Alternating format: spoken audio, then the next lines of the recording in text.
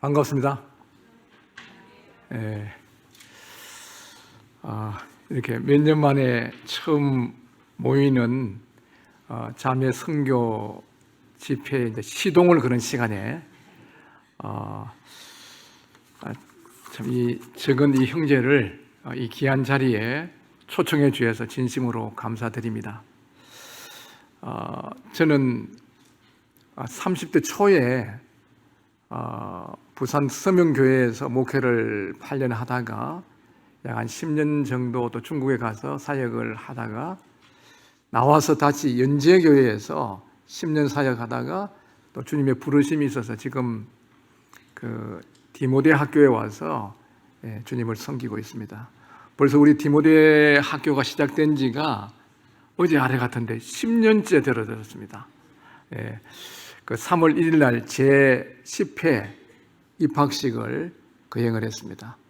지금 현재 우리 학교에 재학하고 있는 학생이 114명의 학생들이 전국 약 한 40여 개 교회에서 이렇게 와서 학생들이 주를 위해 세운 하나님의 온전한 사람으로 이렇게 성장하는 그런 교육 과정들을 갖고 있습니다. 우리 특별히 북부교회에서 많은 기도를 해주시고 또 세 분의 우리 선생님을 성조사로 파송해 주신 거예요. 우리 나상금 형제님 지금 교감으로 수고하시고 또 국어도 가르쳐 주시고 또 우리 백성혁 선생님이 또 교육연구부서에서 연구도 하고 또 화학도 가르치고 또 우리 정경학 자매님이 또 국어를 전공하셔갖고 독서 지도를 매일 이렇게 매주 오셔서 이틀입니까? 이틀, 오늘 또 여기서 학교에서도 뵙고 여기서도 뵈니까 반갑습니다. 아주 즐거워하십니다. 계속 집에만 계시는 것보다 한 번씩 내려오시는 게 스트레스 해소도 하고 좋아요. 교직원이 지금 한 24명이고요. 또 시간 강사로 이렇게 오시갖고 하시는 분 6분도 이렇게 포함해갖고 한 30분 정도가 이 귀한 사역에 수고를 하고 계십니다. 또 우리 북부교회 생각하면은 이미 한 12명 정도의 학생들이 졸업을 했습니다. 그리고 지금 5명 학생이 우리 학교에 지금 다니고 있습니다. 이런 교회에 오면 제가 막 힘이 막 생기려고 그래요. 그런데 오늘은 학교 홍보하는 시간이 아니고 자매 선교회를 몇 년 만에 모인다 그러니까 이 시동을 걸어라 와서 제가 모르고 왔어요. 제가 잘 지금 계속 모이는 줄 알았는데 와서 이래 보니까 너무 좋습니다. 아까 차이하시는 분이 그래도 여기 강당에 꽉 차면 좋은데 저는 그거에 별로 관계가 없어요. 왜냐하면 우리 예수님이 2시의 사람이 내 이름으로 모인 곳에 나도 함께 하겠다고 약속했지 않습니까? 우리 주님이 계신 곳이면 우리 감사한 거예요. 참 우리 특별히 자매님들이 이 선교의 그 목적을 두고 실제적으로 자매님들이 선교 일선 나가지는 않지만 이 선교의 목적을 두고 이런 시간들을 가진다는 것은 너무나 귀한 거예요. 제2차 대전 때 이제 이 전쟁을 하게 될 때 일선에 나가서 전쟁하는 그런 병사들은요, 전체 병사의 30% 정도고 나머지 70%는 뒤 후방에서 물자를 보급하고 여러 가지 일대 활동들을 하면서 전쟁을 이렇게 수행하는 거예요. 우리 자매님들이 이렇게 모여서 특별히 이 선교를 한다 이거는요, 매우 이 선교에 관련된 이런 부분들을 말씀을 듣고 함께 기도한다는 것은요 너무나 귀중한 일입니다. 우리 출애굽기 잘 아는 말씀입니다만은 우리 출애굽기 17장 8절로 16절 말씀을 보면서 좀 교제를 드리고자 합니다. 출애굽기 17장 8절로 16절 말씀입니다. 제가 천천히 한번 읽겠습니다. 그때에 아말렉이 와서 이스라엘과 르비딤에서 싸우니라. 모세가 여호수아에게 이르되 우리를 위하여 사람들을 택하여 나가서 아말렉과 싸우라. 내일 내가 하나님의 지팡이를 손에 잡고 산 꼭대기에 서리라. 여호수아가 모세의 말한 말대로 행하여 아말렉과 싸우고 모세와 아론과 훌은 산 꼭대기에 올라가서 모세가 손을 들면 이스라엘이 이기고 손을 내리면 아말렉이 이기더니 모세의 팔이 피곤하며 그들이 돌을 가져다가 모세의 아래에 놓아 그가 그 위에 앉게 하고 아론과 훌이 한 사람은 이쪽에서 한 사람은 저쪽에서 모세의 손을 붙들어 올렸더니 그 손이 해가 지도록 내려오지 아니한지라. 여호수아가 칼날로 아말렉과 그 백성을 쳐서 무찌르니라. 여호와께서 모세에게 이르시되 이것을 책에 기록하여 기념하게 하고 여호수아의 귀에 외어 들리라. 내가 아말렉을 없이 하여 천하의 기억도 못하게 하리라. 모세가 제단을 쌓고 그 이름을 여호와 니시라 하고 이르되 여호와께서 맹세하시기를 여호와가 아말렉과 더불어 대대로 싸우리라 하셨다 하였더라. 지금 이 장면은 그 아말렉과 이스라엘이 전쟁을 하고 있는 이런 내용입니다. 그때 일반적인 우리 세상의 전쟁은 어떻게 합니까? 어떤 장군이 그 병사를 이끌고 전략 전술을 펴서 그 상대의 적군과 대항해서 싸우는 그런 전쟁입니다. 그래서 그 전술이 뛰어나고 또 신무기를 갖고 있고 힘이 센 그런 쪽이 이기는 전쟁입니다. 그러나 여기에 이 전쟁은 어떤 전쟁입니까? 이스라엘과 아말렉의 전쟁이에요. 이 전쟁을 하게 되는데 우리가 알고 있는 이 여호수아 장군이 나가서 이 아말렉과 전쟁을 하고 있는데 모세와 아론과 훌은 산에 올라가서 지금 손을 들고 기도하고 있는 거예요. 여기에서 우리에게 보여주고 있는 아주 중요한 것이 내용이 있는데요. 11절에 보시면은 이 11절은 같이 한번 읽겠습니다. 시작. 모세가 손을 들면 이스라엘이 이기고 손을 내리면 아말렉이 이기더니. 참 이 밑에서 지금 여호수아 장군이 전쟁을 하고 있는데 그 전쟁에서 좋은 칼을 쓰고 무기를 쓰고 이렇게 잘 해갖고 이기는 것이 아니라 모세가 손을 들면은 이스라엘이 이기고 손을 내리면 아말렉이 이겼다는 거예요. 왜 이런 문제가 일어나냐면요, 이 이스라엘과 아말렉의 전쟁은 무슨 전쟁이냐? 영적인 전쟁이라는 거예요. 이 세상이 이해할 수 없는 일이지만 이 세상에 일어나고 있는 이런 모든 일들은 엄밀한 의미로 가보면요, 이미 하늘에서 계획된 일들이 일어나고 있고 또 영적인 이러한 것들이 진행이 되고 있는 것입니다. 그래 지금 아말렉과 이스라엘이 싸우고 있지만 그 전쟁의 승패는 어디 달려 있는가 하면요, 모세의 손에 달려 있는 거예요. 모세가 손을 이렇게 계속 들고 있을 때 이스라엘이 이기지만 모세의 손이 피곤해서 내려오게 되면은 아말렉이 이긴다는 거예요. 이거는 세상 사람들이 이해할 수 없는 이런 것이지만 영적인 세계는 현실인 것입니다. 이 내용은 우리에게 보여주고 있는 우리 주님께서 대제사장으로서 우리를 위해서 계속해서 중보의 기도를 하고 있기 때문에 우리가 오늘 이렇게 승리의 삶을 살 수가 있고 또 계속해서 영적으로 성장하며 성숙하고 또 전성을 향해서 갈 수 있는 거예요. 대제사장 되신 주님께서 우리를 위해서 기도해 주고 있는 이런 모형으로도 보여주고 있고 또 한편으로는 지금 우리나라 이 현재의 위치는요, 굉장히 중요한 시점에 있습니다. 나중에 제가 이제 이 PPT를 통해서 좀 보여주겠습니다만은 지금 우리가 살아가면서 내가 하나님의 큰 경륜 속에서 어느 시점에서 살고 있는지에 대해서 아는 게 필요해요. 우리가 어떤 경기를 하게 되면은 뭐 올림픽이라든지 또 아시안 게임이라든지 이렇게 하게 되면 보면은요, 이 큰 마라톤 경기를 한다 그러면 이 코스를 이렇게 44km 이렇게 뛰는데 지금 그 운동선수가 지금 달리고 있는 마라톤으로 달리고 있는 그 시점이 이렇게 TV에 나옵니다만은 그 시점이 어딘지를 잘 모를 수가 있어요. 그러니까 그 TV 위에 보면 한쪽에 전체 코스가 이렇게 돼가 있는데 그 코스 중에서 요 지점을 통과하고 있다는 걸 보여주고 있는 거예요. 우리는 하나님의 큰 경륜과 계획 속에서 지금 우리가 2024년 오늘 3월 이 시점에서 하나님의 경륜 속에서 지금 어느 시점에 있느냐, 그리고 하나님께서 이 대한민국을 통해서 서울 북부교회를 통해서 한국교회를 통해서 이루시고자 하는 그런 계획이 무엇인가에 대해서 우리가 아는 게 필요해요. 이걸 알고 거기에 맞도록 살아가는 사람들은요, 독수리처럼 살아갈 수 있지만요, 그걸 모르게 되면은 이 세상 일에, 육신적인 일에 계속 우리가 몰입돼 버리고 그렇게 떠내려가는 거예요. 지금 우리가 큰 역사적으로 이렇게 하나님의 경륜 구속사를 보면요, 우리 주님이 승천하시기 전에 제자들에게 이렇게 말씀하셨습니다. 오직 성령이 너희에게 임하면은 너희가 권능을 받고 예루살렘과 유다와 사마리아와 땅끝까지 이르러 내 증인이 뭐라고 하셨죠? 대라고 말씀한 게 아니라 대리라고 말씀하신 거예요. 대라 그러면은요, 이게 우리 편의 책임이 굉장히 많이 있습니다. 그 대리라는 것은 하나님의 의지가 들어있는 거예요.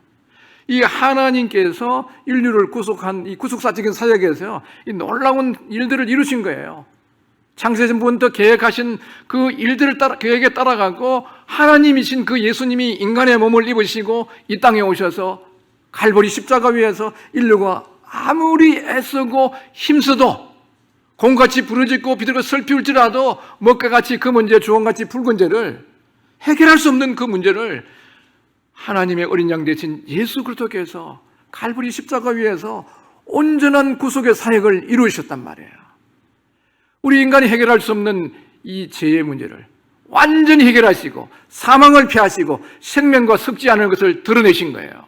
부활하심으로 나타내시다. 그리고 이 부활하심으로 40일 동안 이 땅에 계시면서 하나님 나라에 대해서 많이 말씀하시고 이제 주님은 원래 계셨던 그 하늘로 올라가시기 전에 하신 말씀인 거예요. 오직 성령이 너희가 임하면 너희가 권능을 받고 예루살렘과 온 유대와 사마리아 땅끝까지 이르러서 내 증인이 되라고. 이 말씀은요, 우리 인간의 어떤 연약함을 있을지라도 그 일을 이루시는 거예요. 그 두려워했던 제자들이 오순절 성령이 임하고 나서 담대해졌어요. 그 베드로가, 학문이 높지 않는 베드로가 나가서 그 성령의 능력으로 복음을 전하니까 하루에 3,000명, 5,000명씩 막 돌아가고 예루살렘에 막 뒤져진 거예요. 이 예루살렘 교회는 굉장한 부흥들이 일어났습니다. 그러니 하나님 이 예루살렘 교회를 통해 갖고 하나님을 원하시는 게 뭐냐? 예루살렘 교회만 있는 게 아니라 그 또 주변에 있는 유대 지역에도 복음이 전파되기를, 또 더 나아가서 사마리아 지역에도 전파되고 전 세계로 이 복음이 확장되어 가기를 원하시는 거예요. 그렇지만 이 예루살렘에 있는 교회들은 대단한 사도들을 모시고 오셨지만 결함이 있었다고 생각합니다. 어떤 결함이냐? 유대적 사고. 유대인의 하나님의 이 선민적 사고가 강해서 유대인의 하나님, 또 믿는 제자들일지라도 유대인에 굳혀준 거예요. 그리고 이 이방인들에게 또 이 사마리아인에게 혼혈대가 있는 그 민족들에게 복음을 전하는 데 대해서는 거부 반응이 있는 거예요. 하나님은 유대인의 하나님이실 뿐 아니라 유대인의 구세주일 뿐 아니라 우리 주님 유대인의 구세주일 뿐 아니라 모든 인류의 구세주이기 때문에 하나님은 이 복음이 유대인을 통해 갖고 그 축복의 통로가 되기를 원하신 거예요. 그 예루살렘 교회가 그 일을 잘 감당하지 못했습니다. 성도들이 새로 영혼들이 막 더해졌지만은 그런 유대적 사고가 강하게 믿는 사도들일지라도 있었지 않나 생각이 돼요. 그러면서 이 서대만이 순교를 당하게 되고 그 이후로 교회의 핍박이 가해졌습니다. 그러니까 푸득이 어떻게 됐습니까? 사도행전 8장에 보면은 흩어진 자들이 사마리아와 베니게와 안디옥까지 이르러 복음을 전파했다 그래요. 그 흩어진 사람들이 가서 어디 있습니까? 안디옥에도 그 복음이 전파되고, 안디옥 교회는 누가 그렇게 세웠는지 모릅니다. 그 핍박으로 해서 흩어진 사람들이 복음을 전해갖고 세워진 거예요. 그 안디옥 교회는 어떤 교회였습니까? 거기에 굉장히 참 이 포용적인 또 근위를 갖고 있는 그런 바나바가 거기에 가서 일을 하고, 또 바나바 혼자로 되지 않기 때문에 그 사울이, 다수 있는 사울을 불러와갖고 1년 동안 거기에서 하나님 말씀을 가르쳤습니다. 그때 이 안디옥 교회는 이방인의 교회였는데 주를 섬겨 금식할 때 성령님께서 바나바와 사울을 따로 세우라는 그 음성을 듣고 그 교회에서 보면은 그 두 사람이 가서는 안 될 사람처럼 보이는 거예요. 왜? 중요한 사람들이니까. 그러나 이 교회의 주인은 누구십니까? 주님이 머리시고 그 대리자로 성령님이 오셨기 때문에 안디옥 교회는 성령님의 음성에 귀를 기울인 거예요.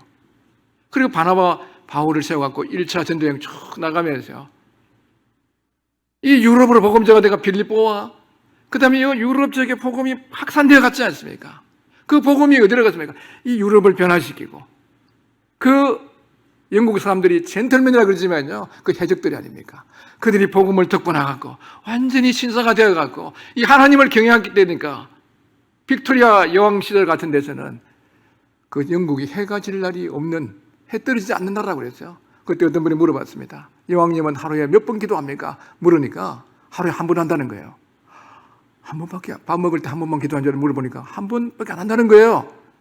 왜 한 번밖에 안 하냐고. 그러니까 기도로 시작해서 기도로 마치니까 계속 국사를 기도로 시작하는 거예요. 기도로 시작해서 계속 물어보면서 하나님이 기뻐하는 일이 뭔가, 이 나라를 통해서 뭘 하시기를 원하시는가. 그래 하니까 하나님께서 대영 제국을 만들어주신 거 아닙니까? 그래 이 전 세계에 복음을 전파하는 통로로 사용하신데 이제 영국도 이제 서서히 하나님을 멀리고 떠나니까 이 청교들이 건너가서 아메리카 대륙을 가서 이제 그 나라를 세웠어요. 이 미국이 230년 정도밖에 안 된 그런 역사가 있지만 그 가서 제일 먼저 예배당을 세우고 학교를 세우고 이렇게 해서 하나님을 경외하게 되니까 그 미국 사람들을 크게 사용하셔갖고 전 세계에 복음을 전파해서 이 우리나라에 130년 전에 영국에서, 미국에서 이 선교사들이 와갖고 호주에서, 캐나다에서 생선들이 와갖고요, 이 구한말이 들어왔습니다.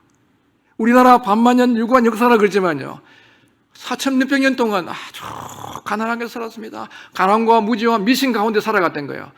이조 시대 때 평균 수명이 몇 살인가 하면요, 몇 살 정도 됐겠어요?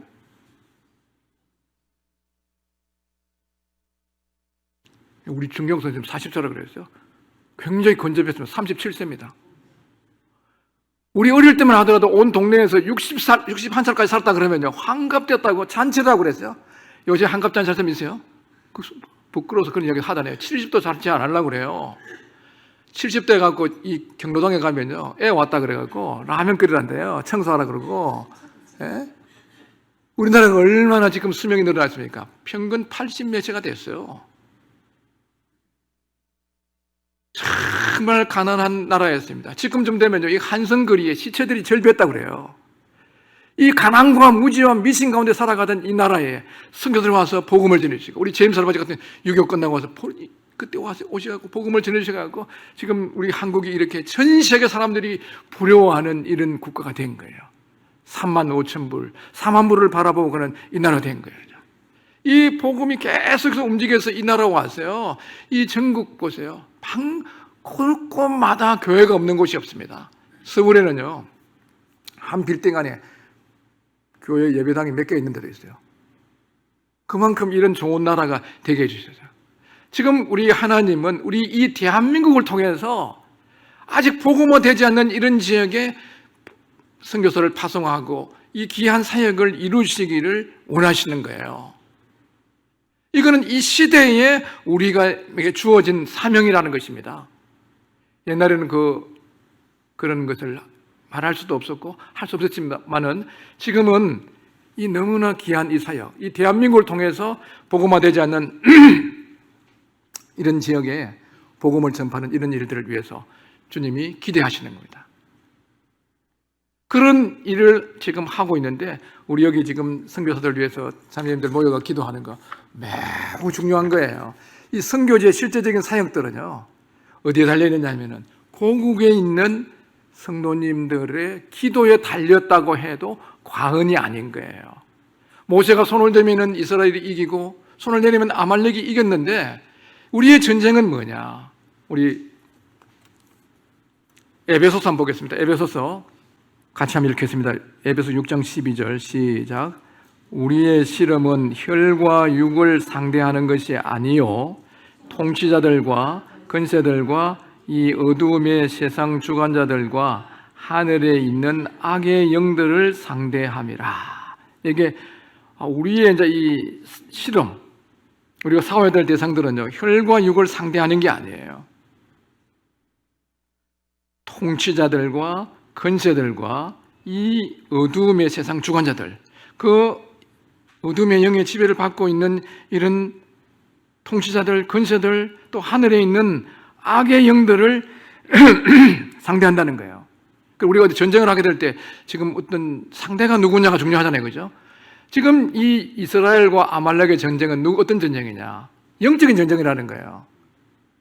그래서 이 모세가 하나님을 향해서 손을 들게 될 때 이스라엘 이기게 되고, 손을 내리면은 그 어둠의 영들이 아말렉을 강하게 자극하기 때문에 아말렉이 이기는 거예요. 지금 우리 이 시대에 아주 중요한 이런 이 영적인 이런 세계의 선교 사역을 해야 되는데, 이러한 일에서 일선의 선교사들이 나가서 잘 복음을 전파하는 이런 일도 매우 중요합니다. 그렇지만 그 지역들, 선교사들이 가는 지역들은요, 대부분 복음이 전파되지 않는 5% 미만의 지역들입니다. 이런 지역들은 우리 눈에는 보이지 않지만, 우리 이 어떤 지역에 가면은 뭐 거기 동장이 있고 또 구청장이 있고 시장이 있고 더 위로 올라가면은 국무총리가 있고 대통령이 있고 다 조직이 돼가지고 그 지역을 이렇게 하고 있어요. 관할하고 있지 않습니까? 그와 마찬가지로 영적인 세계도요, 눈에 보이지 않지만 어떤 영들이 어떤 이 지역은 내 지역이야, 이 지역은 내 구역이야, 이렇게 해갖고 장악을 하고 있는 거예요. 그리고 그 위에서 지배를 하고 있기 때문에 이 싸움은요, 이 선교사 한 사람이 나가갖고 할 수 있어 이길 수 있는 전쟁이 아니에요.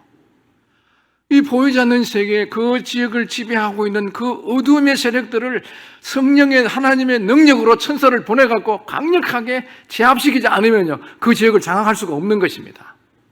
그래서 우리 이 자매님들이 모여갖고 자매 선교회를 모여서 기도한다는 것은요, 굉장한 일인 거예요.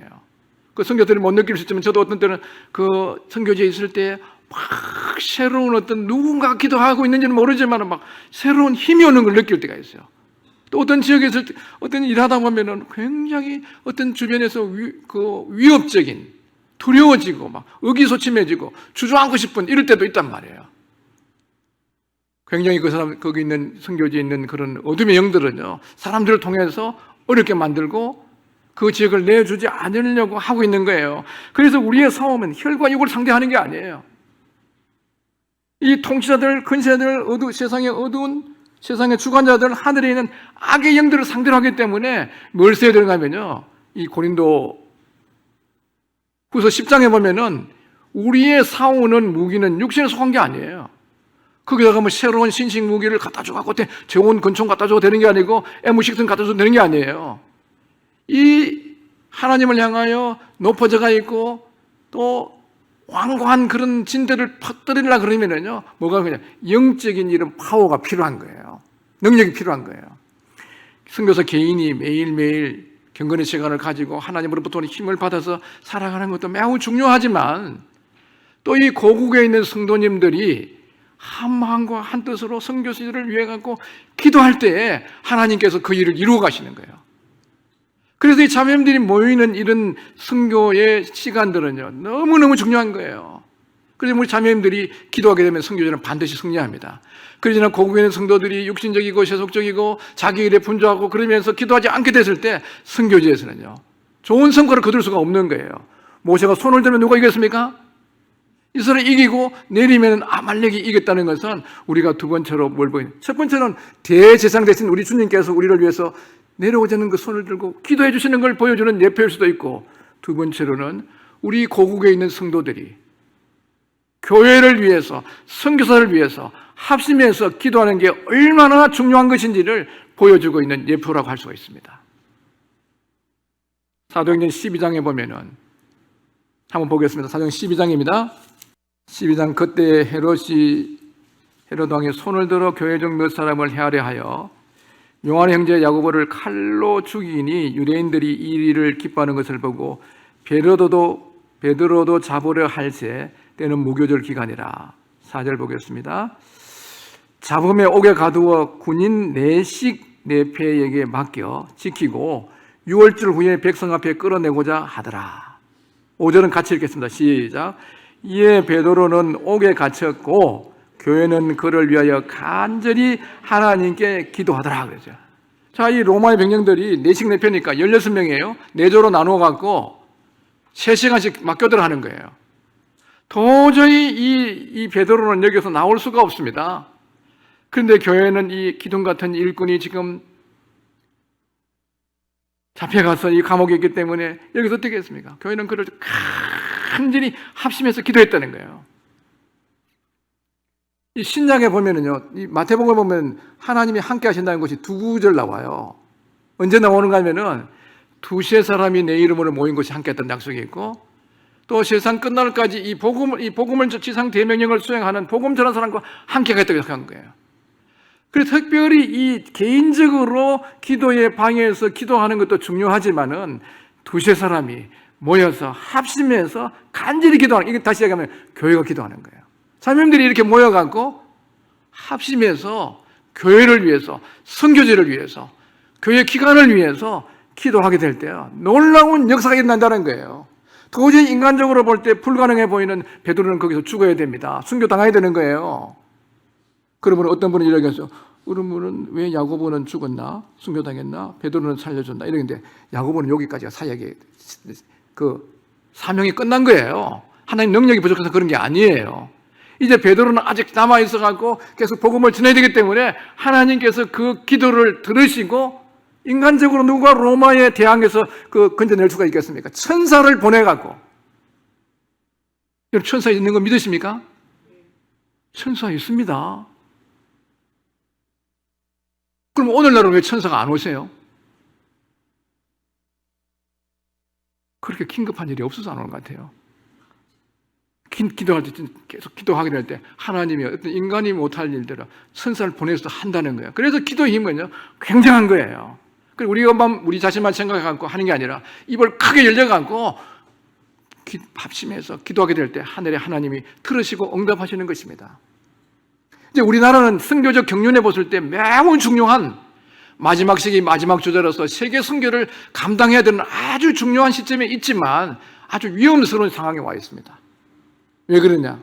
이 코로나 시국을 거치면서요, 한국에 초교파적으로 6만 5천 개의 교회가 있는데 그 3년 반 정도의 시간을 지나면서 10,000 개의 교회가 소실되어 버렸습니다.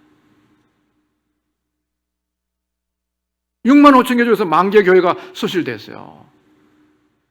그리고 지금 이 청년들은요, 거의 1년에 1% 정도로 줄어들고 있다는 거예요. 지금 대학가에 청년들, 대학 안에 있는 그 대학 안에서 학생들이 믿는 학생들이 몇 프로냐? 3%밖에 안 됩니다. 이 중학생들을 믿는 학생이 몇 프로냐? 1%밖에 안 돼요. 깜짝 놀랄 일입니다.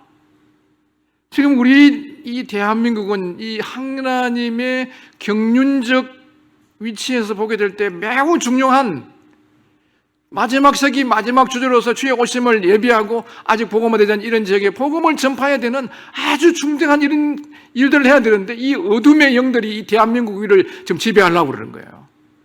그리고 디모데전서 2장에 보면은요, 위에 있는 임금이나 높은 사람들을 위해서 기도하라는 거예요. 왜? 이 기도하지 않는 그런 나라들은요, 보이지 않는 어둠의 세력들이 그 나라를 지배해갖고 그 왕이나 또 대통령이나 수상들의 마음을 세속적으로 만들고 하나님 대항하게 만드는 것입니다. 그런 성도들이 그 높은 지위에 있는 그런 대통령을 위해서, 위정자들을 위해서, 고관들을 위해서 기도하게 될 때 그들이 믿지 않을지라도 그 선한 영향력을 받게 된다는 거예요. 우리나라는 지금 아주 지금 어려운 시기에 지금 있는 거예요. 중요한 경륜적 위치에 있지만 우리나라가 도덕적으로 너무 지금 정치주자들이요, 염치가 없는 사람들이에요. 옛날에는 어떻게 하냐, 뭐 사람이 살다가 보면은요, 그런 원치 않는 그런 일들을 저지를 때가 있습니다. 그게 이제 발각이 된다든가 알려지게 되면은 정말 죄송하다 그러고, 잘못했다 그러고, 안 하겠다 그러고, 반성해야 되냐. 지금 그렇지 않아요. 뻔뻔한 거예요. 그리고 이 교육계도 있잖아요. 아주 인본주의적인 이런 것들이 너무 강력하게 이렇게 흘러가고 그 교육을 받게 되면은요, 우리들 자녀들이 우리가 기대하지 않는 전혀 다른 애가 되어버린다는 거예요. 제가 이제 복음 전에도 한 20년 전에 복음 전해준 그 자매가 있는데 제가 작년인가 전화를 한번 했죠. 잘 있느냐고 물어보니까 초등학교 교사예요. 학교 애들 어떤 애들에게 학교에서 애들이 반이 60%가 욕이라는 겁니다. 욕. 말하는데 욕이 그냥 언어예요. 예? 그거 안 믿어지면 교사님들 한번 물어보세요. 또 지금 자살을 너무 많이 합니다. 그 유명한 뭐 탤런트들 좀 어렵다 뭐 이렇게 하면 뭐 그가 자살하고 이런 것들이 퍼져. 이 왜 그러느냐? 이 자살의 영들, 또 엄난한 그런 영들이 그 지금 계속 지배를 하고 있는 거예요. 우리 자녀들도 밤 12시 넘어가고 스마트폰을 하고 있다든가 그 혼자 있도록 만들지 마세요. 그게 어둠의 영들이요. 밤에 활동해요. 이런 영들이 지금 활동하고 있어갖고 우리 자녀들이 모여갖고 이 대한민국의 대통령이나 국회의원이나 또 이 지도자들이 하나님의 그 계획을 이룰 수 있는 그런 선한 정책을 펴고 정말 있도록 기도해야 되는 거예요. 그러니 선교지에 있는 이런 선교사를 위해 갖고 기도 제목을 가지고 기도하는 이런 시간은 너무 중요한 거예요. 이 합심해서 기도하는 합심해서 또 한 사람이 기도하는 거지만 이 합심해서 예루살렘 교회가 기도했을 때 그 베드로가 나올 수 없는데 천사를 보내갖고 옥문을 열어버리는 거예요. 저는 중국에 있을 때, 제가 갔을 때 지금 20여 년 전에 그 중국에도 이런 역사가 일어나더라고요. 저는 직접 그런 분들을 만나지는 않았습니다만 놀라운 역사가 일어나는 거예요. 그래서 자매님들 여기 몇 분 모이냐? 그 중에 2분 이상 모이면 되는 거예요. 2분 이상. 2분 이상 모여갖고 그 기도하십시오. 기도하시면은요, 주님이 놀라운 역사를 이루시는 거예요. 나중에 이제 우리가 기도해갖고 영혼들이 돌아오게 되면은요, 일본말로 가보시기 아십니까? 가보시기. 주식회사다, 주식회사. 그럼 자매님들이 기도해갖고 그 있는 숨겨진 영혼들이 구원받을 때 사람들은 모르지만요, 그 영혼들이 나중에 하나님 앞 섰을 때 여러분들 귀한 상급을 주실 거예요. 기도하는 것은 굉장한 일입니다. 일입니다, 일. 사도들이 보면 사도행전 6장에 보면은 예루살렘 교회가 성도들이 많아지니까 구제한 일을 어려움이 됐습니다. 그래서 7 집사를 세우고 나서 그 사도들은 뭐 했습니까? 기도하는 것과 말씀 전한 일에 오로지 일이 힘쓰는, 오로지 한 방향을 해갖고 오로지. 예? 그 사도들이 기도하는 일이 왜 그러냐? 이건 우리에 속한 이것은, 우리의 실험은 혈과 육을 상대로 하는 게 아니고 어둠의 영들을 대하는 것이기 때문에 이 기도는 매우 중요한 영적인 일에서 중요한 것이에요. 이 기도가 없이는요, 절대 능력이 나타날 수 없습니다. 제자들이 지금 변화산상에 베드로, 요한, 야고보가 올라가고 그 주님이 그 변화된 모습을, 원래 그 영광스러운 모습을 보고 내려오니까 밑에서는 귀신 들린 그 자녀를 둔 그 아버지가 와갖고 제자들에게 부탁했는데 못 쫓아냈어요, 귀신을. 물어봤어요. 왜 우리를 못 쫓아내냐? 다른 그 보면요, 기도와 금식 외에는 이런 유가 나갈 수 없죠. 유 종류 카인드입니다. 카인드. 그 귀신들이 있어. 귀신들도 계급이 있어갖고 어지간하면 한번 이야기하면 쫓겨나갈 수도 있지만요, 계급이 높은 귀신들은 잘 안 쫓겨나가요. 실제로 있는 거예요. 그래, 이 성령이 충만된 가운데서 주 예수 그리스도 이름으로, 나사렛 예수 그리스도 이름으로 명하는 이 더러운 귀신아 딱 명했을 때 쫓겨나는 거예요. 언제? 우리가 이 성령으로 기도 가운데 성령 충만대가 있을 때 가능한 거예요. 그럴 때 영혼들이 회개하고 주께 돌아온단 말이에요. 이런 일들을 위해 자매님들이 선교지 가지 않지만 모여서 개인적으로 기도에 골방에서 또 이렇게 날을 정해놓고 기도하는 거 매우 중요하다는 거예요. 모세가 손을 들면 누가 이겨요? 이스라엘이 이기고, 손을 내리면 아말렉이 이기는 거예요. 우리는 다 필요합니다. 여호수아처럼 나가서 현장에서 칼을 쓰고 전쟁해야 되는 이런 사람도 필요하지만 그 전쟁의 승패는 어디 있느냐? 눈에 보이지 않는 거예요. 그 모세가 계속해서 그 높은 산에서 손을 들고 있을 때 가능한 거예요. 그러니까 피곤해 내려오니까 아론과 홀이 그 돌을 받쳐갖고 있는 거예요. 우리 중보의 기도, 지금 자매님들이 이렇게 코로나19에서 몇 년간 쉬시다가 새롭게 시작하는 자매 선교에 너무나 중요한 거예요. 자매 선교에 지금 이렇게 하는데 많이 오신 거예요. 처음 시작하는 게 쉽지 않는 일인데도요, 이렇게 많이 오신 거예요. 계속해서 정말 분발하시고 기도하시고 또 이렇게 하게 됐을 때 참 우리 본인에게도 큰 기쁨이 되는 거예요. 저는 우리 애들 보고 이런 이야기 합니다. 여러분들 서타가 되라고요. 서타. 일반적으로 서타라 그러면 뭔가 하면 스스로 타락한 게 서태래요. 예? 그럼 우리는 무슨 서타가 되냐? 진정한 서타가 돼야 된다. 그럼 진정한 서타가 뭐냐? 다니엘서 12장 3절에 보면은 많은 사람들을 옳은 대로 돌아오게 한 자는 하늘의 별과 같이 영원토록 빛이라 그랬어요. 그 이루어진 영혼들을 얻게 하는 그런 일들을 위해 갖고 우리가 기도로 동참하든 물질로 동참하든 또 함께 해서 이렇게 복음을 전하는 이런 일들은요, 진정한 서타가 되는 길이에요. 우리 자매들 이렇게 모여서 기도하는 거 정말 하나님 기뻐하신다는 거예요. 그리고 또 우리가 살아가면서 이 육신이라는 게 있어요. 이 육신이라는 것은요, 아무도 못 이깁니다. 아말렉 못 이겨요. 그러나 우리가 기도하게 될 때 육신적이고 세속적이고 이런 것들을 다 물리치고 영적으로 계속 주님 오실 때까지 나아갈 수가 있습니다. 지금 우리가 살고 있는 이 시대는요, 비상한 시대입니다. 어떤 시대냐? 주님이 분명히 만날 수 있는 시대입니다. 지금 하마스와 이스라엘이 전쟁하고 있지 않습니까? 전쟁 끝나지 않았어요. 이 이스라엘과 관련돼가 있는 이런 일들이 일어날 때는요, 조금 주시해야 됩니다. 왜냐하면 이스라엘은 하나님의 시계라고도 말할 수가 있습니다.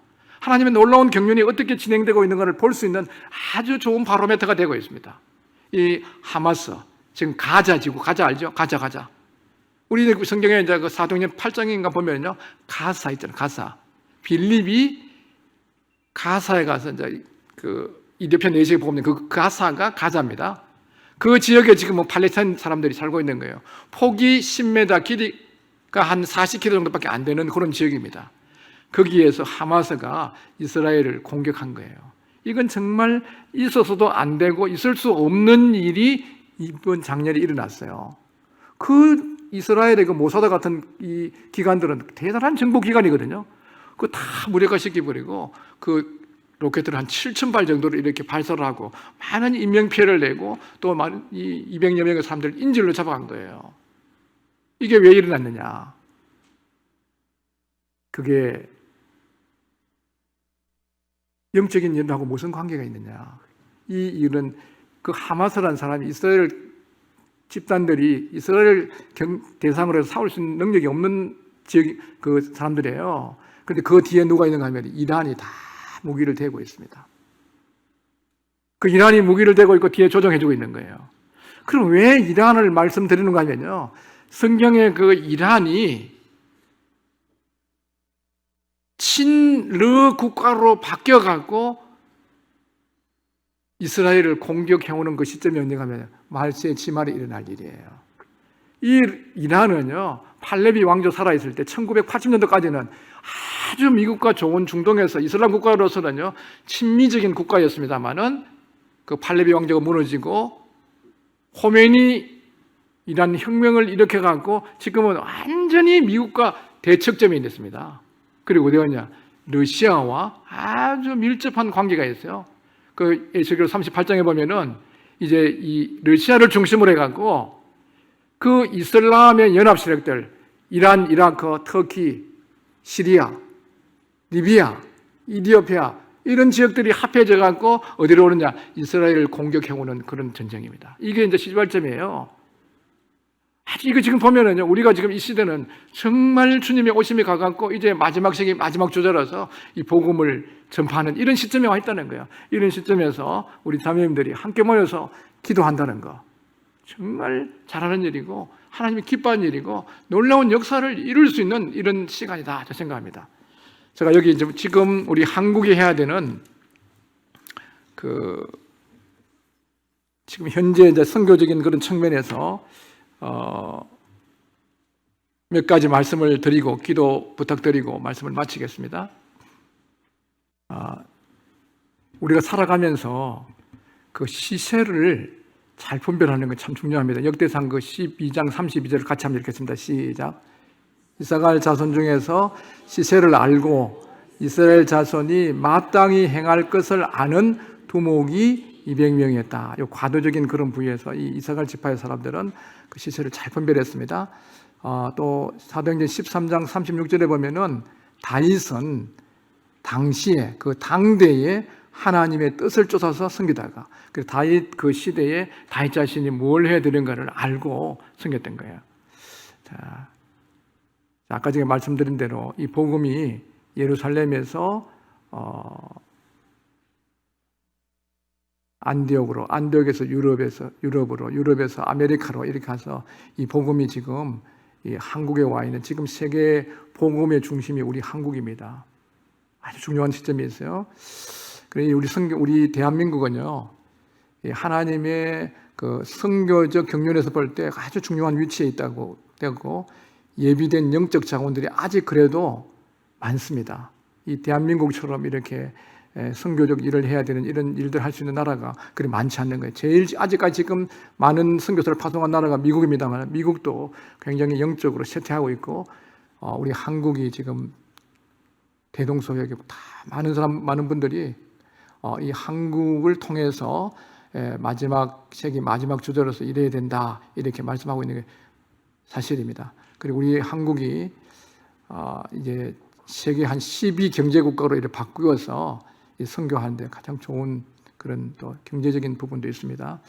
또 국가와 민족의 감정이 굉장히 좋고요. 다양한 환경에 대해서 적응력이 뛰어난 민족입니다. 봄, 여름, 가을, 겨울이기 때문에 제가 있는 데는 영하 한 30도 지역에서 선교했거든요. 또 어떤 지역에는 영상 30, 40도 해도 더운 지역도 있거든요. 이런 데서 우리 한국에서 가는 선교사들은요, 다 적응할 수 있는 그런 훈련대가 있습니다. 그 다음에 한류, 이 영향들이 굉장하죠. 이분들이 믿지 않지만요, 한국의 이미지들을 굉장히 좋게 해주고 있습니다.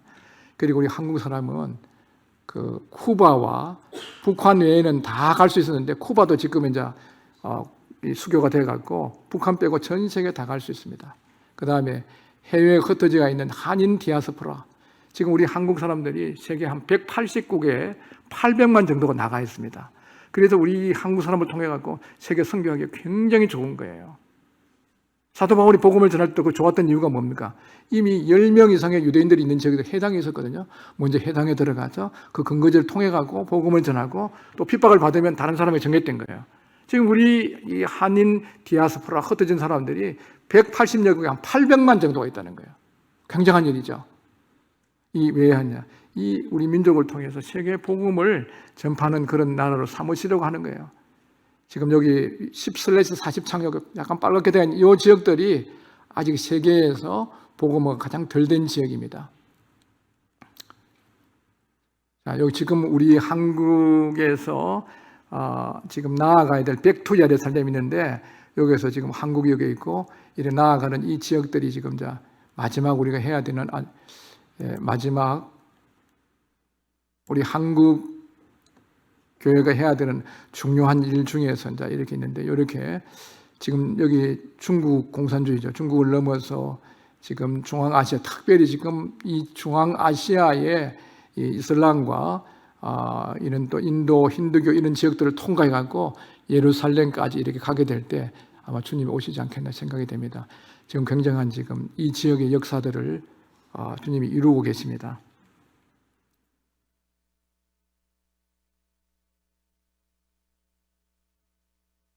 자, 요 시간이 많이 갔기 때문에 이제 한국 교회 선교 대상 국가 및 사역에 대해서 조금 말씀을 드리겠습니다.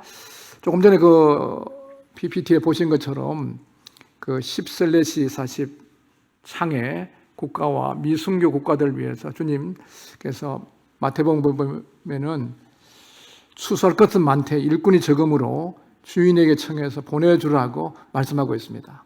특별히 지금 이 중요한 부분은 중앙아시아 국가들, 뭐 카자흐스탄, 기르기스탄, 타자키스탄, 우즈베키스탄, 투르크메니스탄 등등 이런 이 지역들이 지금 통과해서 백투 예루살렘 해야 되는 이런 지역이 있는데, 이 지역들에 우리 선교사들이 많이 들어가 있습니다. 우리나라에서 한 2가정이 들어가 있는 걸 알고 있고요. 또 여기 있는 사람들이 우리나라에 지금 많이 나와서 근로자로 일을 하고 있습니다. 유학생들 일하고 있어요. 그 다음에 이제 우리 두 번째로 또 좀 봐야 될 것은 뭔가 하면 북한 선교입니다.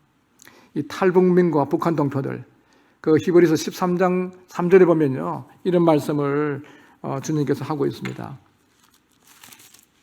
13장 그 2절에 보시면은 3절에 보시면 너희도 함께 갇힌 것 같이 갇힌 자를 생각하고 너희도 몸을 가졌은 적 학대받는 자들을 생각하라 그랬어요. 지금 저는 그 중국에 있을 때 북한 탈북자들을 좀 만나서 복음도 전해주고 뭐 집에서 이렇게 좀 숨기기도 하고 이렇게 했어요. 지금 그분들 보면은 너무너무 불쌍한 사람들입니다. 제가 거기 중국에 있을 때 한 30만 명 정도가 탈북을 해갖고 중국에 이렇게 배회하고 있었어요. 그래서 전 북권 사람들 숨겨주다가 뭐 경찰에 끌려가서 공안에 끌려가서 신문 당하기도 하고 이렇게 했어요. 그 사람들이 보면은요, 너무 불쌍한 거예요. 먹을 것이 없어서 정처 없이 다니고 있습니다. 그리고 이 두만강을 건너는 그 순간부터 사람이 아니라 짐승처럼 팔려갑니다. 건너오면은 사람 딱 인신매매하는 사람들이 기다리고 있어요. 건너오면은 3,000원, 5,000원, 8,000원, 10,000원 이렇게. 우리 한국 돈이 아니에요. 중국 위엔입니다. 3,000위엔, 5,000위엔, 8,000위엔, 20,000위엔 이래갖고 그 팔아갖고 어디로 보내는 가면 중국에서 장가가지 못한 사람들, 호라비들 이런 데 보내는 거예요. 또 술집 같은 데 보내는 거예요. 고통당하고 있는 이런 동포들이 너무 많이 이 북한에 있었어요. 지금도 아직까지 내가 볼 때는 한 10만 이상이 있는 걸 보여요. 탕불북에서 이제 한국으로 온 사람도 있지만요.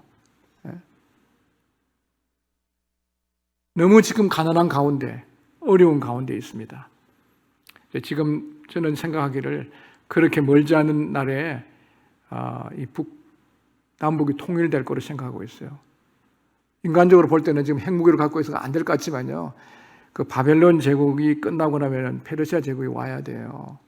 페르시아 제국이 망하고 나서 헬라 제국이 오는 것처럼 김정은이가 핵을 30개를 갖고 있던 50개 그게 중요한 게 아니에요. 소련이 무너질 때 핵무기를 7,000개 갖고 있었습니다. 다 무너지는 거예요. 이제 우리가 기도해야 되는 거예요. 제가 이 학교 시작하고 나서 얼마 안 돼갖고 독일의 학교들을 이렇게 방문하게 됐는데 그 학교에 갔는데 그 역사 시간에 들어갔는데 그 역사 선생님이 교장 선생님이에요. 그래 그 강의하고 계시는 우리 한국에서 왔다 그러니까 더 들어오라 그래서 강의를 듣게 만들었어요. 다 듣고 나서 물어보더라고. 이 지구상에서 통일되지 않는 나라가 어딘 줄 아느냐 물어보더라고. 바로 너 그 나라야. 독일이 통일될 때 많은 사람이 통일될 걸 믿은 게 아니고 3%만 통일될 걸 믿었다는 거예요. 다 안 된다고 생각한 거예요. 그럼 되지 않느냐. 너희들도 너희 나라를 위해서 기도해. 휴전선 같은 이야기도 잘 알고 있더라고요. 그분이. 너희들 기도해. 갑작스럽게 통일이 온다는 거예요. 지금 통일될 수 있는 굉장히 적기에 와 있습니다. 이 통일은 우리 힘으로 되는 게 아니에요. 중국이 방해하고 일본이 싫어하고 또 미국도 그렇게 원치 않는 그런 가운데 전략적으로 지금 미국이 한국이 굉장히 필요한 시점이 있고요. 이 통일을 이룰 수 있는 굉장히 적기에 와 있습니다. 어느 날 갑자기 무너지고 통일이 올 수 있는 거예요. 그렇기 때문에 우리는 이 갇힌 자를 생각하고 기도해야 되고 탈북민들 이래 나와서요. 자기 북한에서 왔다는 말을 잘 안 밝힙니다. 왜냐하면 북한에 탈북민들을 하는 순간부터 한국 사람들이 깔보는 거예요. 우습게 생각해요. 우리 믿는 사람들 그러면 안 돼요.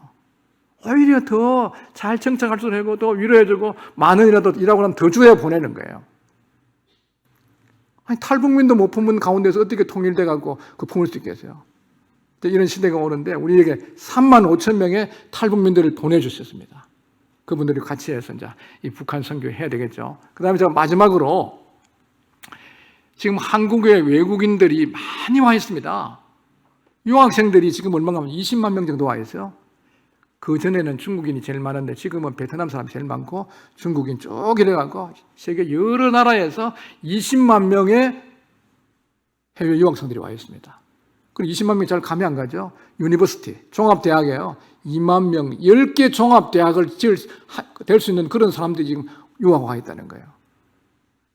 저도 중국에서 나와갖고 쫓겨나왔습니다. 쫓겨나왔는데 나와갖고 이거는 중국에서 선교를 하든 한국에서 하든 간에 이 시대의 사명이기 때문에 주님 해야 된다고 하고 저는 부산대학 중심으로 해갖고 유학생 사역을 했어요. 여러 명이 구원받았습니다. 그거 어떻게 하느냐? 기도하면서요. 가보면은 공부할 때는 한국말 쓰지만 밖에 나가면 중국말 쓰는지 영어 써도 쓰거든요. 그럼 따라가서 이야기하면 되는 거예요. 밥도 사주고 어려움이 있을 때 그러는 거예요. 저는 왔을 때 그들이 병원에 갔을 때 통역도 해주고 일하고 알바하고 돈 못 받으면 알바한 돈도 받아주고 이렇게 하면서 복음 전하고 집에 초청하고 이렇게 하죠. 여러 명의 학생들이 구원받아갖고 지금 중국 들어가서 지금 장로 일하고 있어요. 지금 부산대학에 가면은 공대가 있는데 아주 이 부산대학은 전국에서 한 12권 대학인데요. 그 공대 교수 중에서 상당수가 예수님 믿는 사람들이에요. 왜 그랬느냐? 그분들이 대부분 미국 유학 가서 학위를 받아온 분들이에요. 그리고 한국에서는 영어교는 한다 그러고 이러면 영어 잘한다고 하시면 미국 가면 어린애도 영어 하는데 그죠? 그러니까 그 외국 유학 가는 순간부터 기가 많이 죽어요. 마음이 굉장히 낮아지가 있는 거예요. 그때 주변에 있는 사람들이 초청해서 식사 대접도 하고 필요한 거 도와주고 격려해주고 복음 전해주고 하니까 구원받고 들어오는 거예요. 그 지금 부산대학에서 그 공대 교수들이 그렇게 많이 해요. 지금 유학생들이 지금 얼마냐? 20만 명이 있어요. 지금 애를 안 넣기 때문에 국가 정책이 뭔가 교육부 정책이 2027년까지 30만 명의 유학생들을 유치하려고 하고 있습니다. 30만 명이면 종합대학 15개가 된다는 거예요. 이 많은 사람들이 한국에 와 있는데 한국에 있는 성도들은 그거 보지 못하네요. 이제 성교의 패러다임이 바뀌는 거예요. 옛날에는 딱 가는 것도 해야 됩니다. 와 있는 이러한 젊은 유학생들 복음 전할 수 있는 좋은 기회예요. 북북에서 자매님들 이미 이제 우리 강영재님께서 이 선교 사역을 하고 계신 굉장히 귀한 사역이에요. 또 더 많은 분들이 같이 해서 지금 이거 하시면요, 굉장히 그 나라 가서의 에너지를 갖다가 100을 쏟아볼 것 같으면 여기는 30만 쏟아보면 되는 거예요. 그 영혼을 얻을 수 있는 거예요. 그리고 또 해외 근로자들 많이 와 있습니다. 특히 그 중앙아시아, 아까 제가 말씀드린 카자흐스탄, 기르기스탄, 타자키스탄, 스탄, 이게 뭐 스탄은 뭔가면요, 우리 한국어로 하면은 뭐 경주, 나주, 주자입니다. 주자, 고을주. 그리고 붙인 거예요. 이 지역에 있는 이슬람권에 있는 사람들이 한국에 많이 와 있습니다. 여기는 조금 뭔가면요, 그게 극단주의자들은 아니에요. 이 이슬람에는 두 가지가 있습니다. 수니파가 있고 시아파가 있어요. 그 순위, 그러니까 좀 순한파는 수니파예요. 시아파는 굉장히 극단적인 사람들이에요. 그 이란 같은 때는 그 시아파예요. 그러나 지금 이쪽에 있는 사람들은 수니파거든요. 그래서 괜찮아요. 그래서 이슬람에 대한 뭐 기도도 하고 하지만 이 사람들이 지금 우리나라 와 있기 때문에 잘 이렇게 해서 복음 전할 수 있는 기회로 만들면요, 엄청난 기회입니다. 그 다음에 다문화 가정. 지금 우리 교회만 해도 지금 다문화 가정 2가정이 나와요. 지금 이거는 어떻게 시대의 흐름이에요. 이렇게 해서 이 가정들이 왔을 때 잘 한국에 정착하고 그들의 자녀들이 잘 이렇게 자랄 수 있도록 도와주고 바로 복음을 전하고 세워지면요, 그 양국 간의 교량 역할을 하면서 굉장히 인적 자원이 될 수도 있지만 엄마가 한국말을 잘 모르고 문화를 모르기 때문에 잘못하면 문제가 될 수 있는 확률도 높은 거예요. 그래서 이 지금 유학생들, 해외 근로자들, 또 이슬람 우리 여기 북북에서 하고 있잖아요. 이슬람의 친구들 해가지고 좋은 일이에요. 여기서 이런 귀한 사역들을 우리가 하는데 자녀들이 힘을 모아서 기도하는 거 아주 중요한 부분입니다. 자, 이제 마지막, 아까 제가 조금 말씀을 드렸는데 코로나19로 인해서 한국의 교회가 6만 5천 개 중에서 1만 개가 소실되어 버렸습니다. 그리고 특별히 이제 이 청소년들 나오지 않아요. 수요일 저녁에 그 집회에 나오는 학생들이 있어요? 거의 없을 거예요. 디모데 학교 학생 빼고 나서요. 디모데 학교는요, 본의 아니게 수요일 저녁에 다 모입니다. 수요일 저녁에 보면은 안성교하고 이 강당이 꽉 차버려요. 이 훈련이기 때문에. 지금 애들이 대입에 몰입돼 갖고 초등학교 때부터 뭐 과관이니 어떻게 막 그런데 전부 이 한국에 지금 뭔 병이 걸리는가 하면요, 대입 입시 병에 걸려 갖고 문제가 많아요. 그리고 부모님들까지도 뭐라는가 하면요, 야, 중고등학교 다닐 때 열심히 공부하고 대학 들어가서 그때 하면 돼. 안 됩니다. 이 청소년 시절에 정말 자기가 누구인지 성경적인 그런 자기 아이덴티티를 찾아야 되고 무엇이 옳고 그른지 가치관을 가져야 되고 세계를 볼 수 있는 이 세계관, 월드뷰, 역사관 등등 이런 것들을 제대로 갖춰놓지 않으면요, 대학 들어가면요, 강력한 이 포스트 모더니즘의 시대적 조류가 흐르고 있는데 다 떠내려가요. 지금 중학교 애들이 몇 프로라고요? 1%입니다. 기독교 믿는 애들이요. 대학의 3%예요. 이제 우리가 이걸 알고 대비하지 않으면 한국의 선교제로 바뀔 수 있는 이런 시점에 있다는 것도 한편으로 인식할 필요성이 있어요. 그러나 아직까지 이제 우리 믿는 청년들 그 위로 성도님이 아직까지 견제해 계시기 때문에 가능한데 이 위기적 상황도 우리가 한편으로 인식하면서 이 선교 사역에 해야 된다는 거예요. 그 다음에 이제 공립학교, 공교육의 위험성. 인본주의 교육이라는 것은 무슨 교육입니까? 인본주의라는 것은 듣기는 그럴듯 보입니다만은 사람이 모든 것의 중심이라는 거예요. 자기 자신이 진리의 결정자라는 거예요. 내가 맞으면 맞고, 내가 옳으면 옳은 거고, 내가 하고 싶은 거 할 수 있는 거고, 다 자기 중심인 거예요. 이게 이 디모데후서 3장에 나올 때 보면은요, 말세에 고통할 때가 되는 사람들은 자기 사랑하는 거예요. 인본주의가 강력하게 있는데 이것 일찍이 중학교, 고등학교 때 심어져 버리면요, 대학 가서 거의 못 바꿉니다.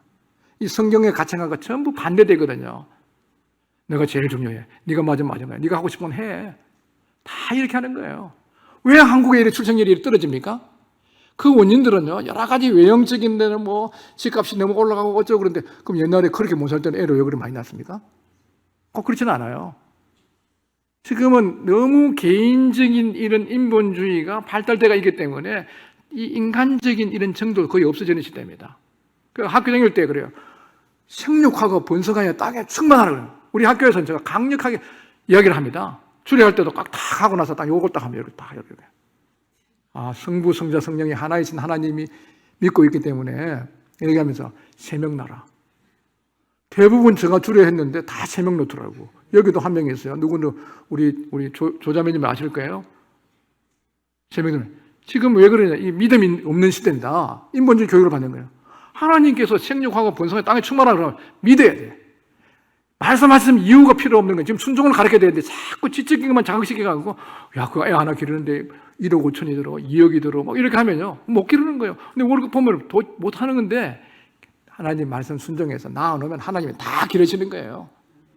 우리 학교 선생님, 우리 학교에 어떤 분은 그래요. 디모데 학교에서도 선생님 월급 줍니까? 월급 줍니다.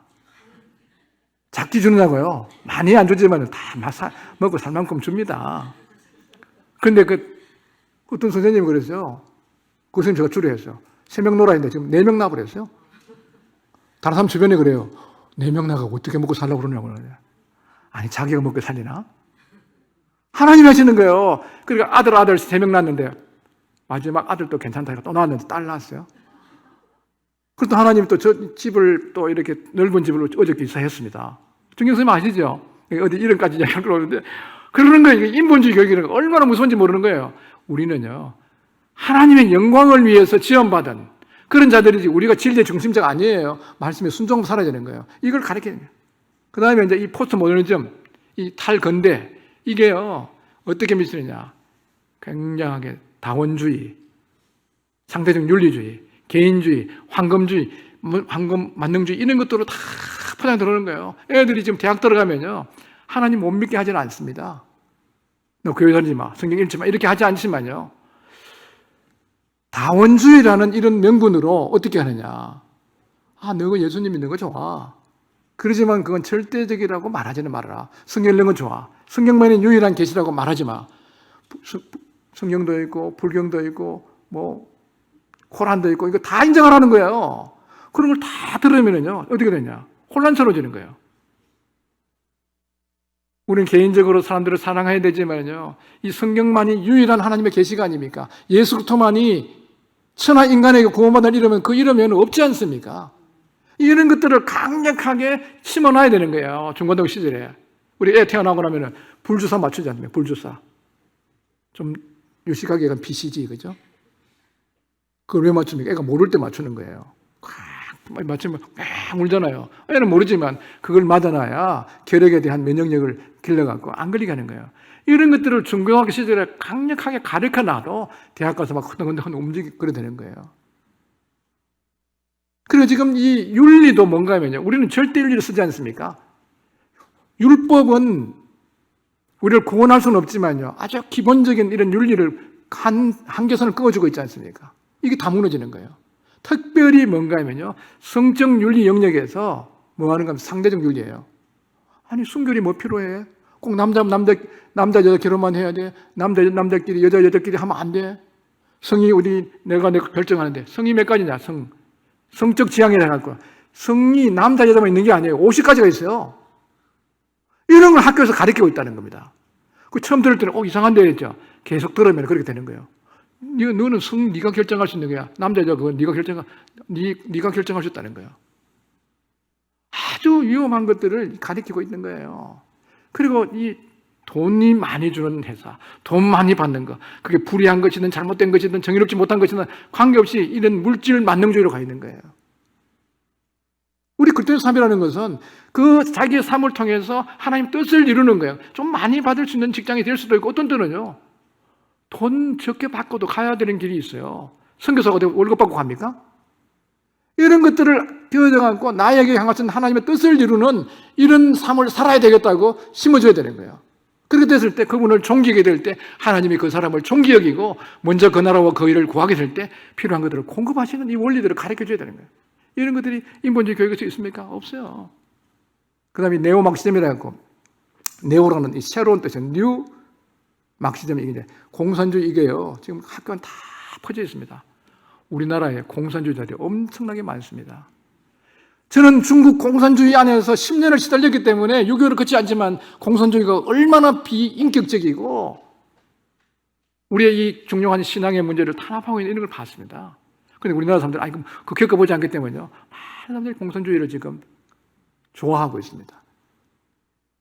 이게 지금 학교에서 교사들이 해가고 많은 가르쳐지고 있는 거예요. 그 다음에 동성애 같은 거. 예? 옛날에 동성애도 있었습니다. 다 숨어갖고 시시거렸는데 지금은 서울에 시청 앞에 빨아벗고 나와갖고 그걸 뭐라고 그래요? 축제예요? 퀘어 축제라는 거예요. 퀘어는 그 이상하다는 그 뜻인데 그게 축제입니까? 범죄지. 이 말도 지금 이제 얼마 지나고 나면 못하는 거예요. 이 동성애법을 통과시키려고 국회에서 17번을 지금 막아냈습니다. 세계에 없는, 유례 없는 이런 일들을 한 거예요. 이걸 학교에서 가르치고 교회에서 이야기를 하고 해가지고 동성애법이 통과되면은요, 오늘 이야기하는 저도 이거 유튜브 올라가면 이거 다 또 문제됩니다. 지금은 아직 문제되지 않지만요. 이런 강력한 시대적 조류가 흐르고 있는데 이런 데 가서 그냥 나오면 어떻게 되죠? 다 떠내려가는 거예요. 제가 아까 차 마시면서 와갖고 몇 자매님 말씀드렸는데 제가 십몇 년 전에 호주에 참 가보고 싶어갖고 있는데 초청을 받았어요. 그 교회가 아주 예배당도 멋진 예배당을 갖고 있고 성도들이 300명이나 되고 선교사를 2과정이나 파송하고 주일 학생이 100에서 150명 되는 그런 교회에 있는데 제가 그때 갔을 때 제일 나이 적은 분이 몇 살이냐? 58세더라고요. 그 지금 그분들은 아무도 없어요. 그래서 제가 인도에 있는 학교를 가보려고 했는데 거기 좀 잘 매칭이 안 돼갖고 다시 호주에 가게 됐습니다. 호주에 시드니가 아니고 브리즈번에 있는데 브리즈번에 모임에서 학교를 하고 있어요. 거기 갔는데 가보니까 지혜로 50주년 기념대회를 했습니다. 340분이 모였어요. 젊은 사람이 5명 정도밖에 안 돼요. 그것도 40대예요. 그것도 한국에서 시집간 분들 2가정이나 있는 것 같더라고요. 다 7, 80노인들이에요. 지금 아마 돌아가셨겠죠. 그리고 거기서 2시간 비행기로 갈 수 있는 저 브리즈번에 갔는데 브리즈번에는 학교와 교회를 같이 하는데요. 그로버스 칼리지, 뮬러 칼리지. 그래갖고 유치부부터 해갖고 고등학교까지 쫙 했는데 또 놀랐어요. 뮬러 칼리지 갔는데 어떤 새 육신의 형제고 주한의 형제님인데 이제 기독교는 쇠퇴하고 이 교육을 제대로 안 시키면 안 된다 해갖고 학교를 세운 거예요. 그러니까 6만 평의 땅을 샀어요. 그리고 반은 그 실버타운이고 반은 학교를 하는데 학교에 가보니까 우리 왔다고 해갖고 반나절을 시간을 할애해 주더라고요. 꼭 학교를 해야 된다. 그러면 거기에 400명이 모여요. 400명 모이는데 보니까 100명이 청년 이하가 100명이 있더라고요. 완전히 그 기독교 지금 이 교육에 대해서 청소년 교육에 대해서 알고 대비한다 하고 안 한 데는 너무 많이 차이 나는 거예요. 이런 문제에서 참 우리가 위기적인 상황에 있다라는 걸 한번 좀 말씀드렸고요. 자, 마지막입니다. 저쪽 넘어가겠습니다. 자, 존 모턴은 이런 이야기를 했습니다. 동시대 영혼들에 대한 책임은 동시대에 살고 있는 그리스도인에게 있다 그랬어요. 그래서 우리가 이제 우리가 해야 되는 가든지 보내든지 기도와 후원으로 동참해야지 이 세 개 중에 하나는 해야 되는 거예요.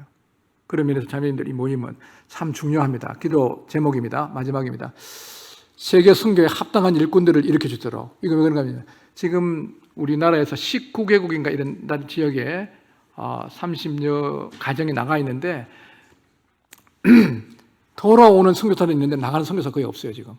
그래서 원래 열린 길에서도 그런 걸 느끼고 또 은선에 은퇴한 선교사를 모임에서 그걸 느끼고 저도 참 이런 부분에 대해서 다시 청년들에게 분발을 하게 하셔서 많은 일꾼들이 해외 선교사로 갔으면 좋겠다 이렇게 생각했는데 그 일을 위해서 원래 8월 15일입니다.